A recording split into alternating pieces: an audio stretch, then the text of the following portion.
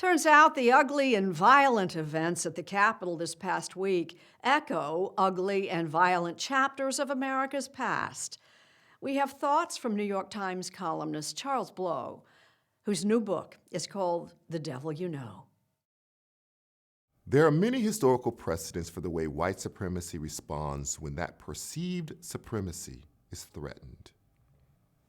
One example unfolded during Reconstruction.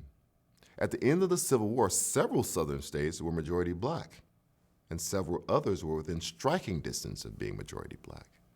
Then the ratification of the 15th Amendment gave black men the right to vote, which in turn made some of the electorates majority black. This was a serious threat to absolute white power. So white supremacists banded together in Mississippi, a black power center during Reconstruction, and formed the Red Shirts, a group of vigilantes who used pressure, intimidation, and violence to prevent black people from voting.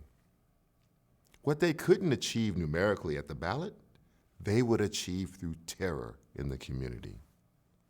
Their efforts worked so well that red shirt groups soon sprang up in other southern states. After their success, Mississippi called a constitutional convention in 1890 to severely restrict black suffrage and write white supremacy into the DNA of the state.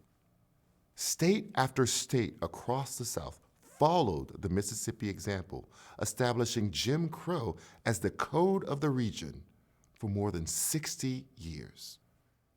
I came to know these facts academically as an act of scholarship, but I couldn't fathom living through such a period.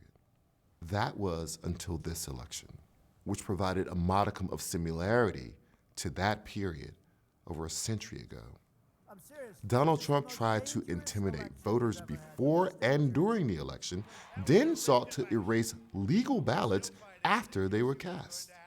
He attacked large cities and swing states, those with a large percentage of black people, as corrupt. And with his legal challenges expired, his efforts culminated in a deadly insurrection in Washington, his loyalists exploding in violence in support of his attempted coup.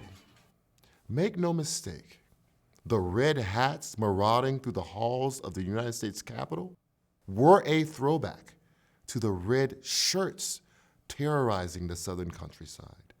As my friend Darren Walker, president of the Ford Foundation, wrote, not only is white supremacy the greatest threat to democracy, democracy is the greatest threat to white supremacy.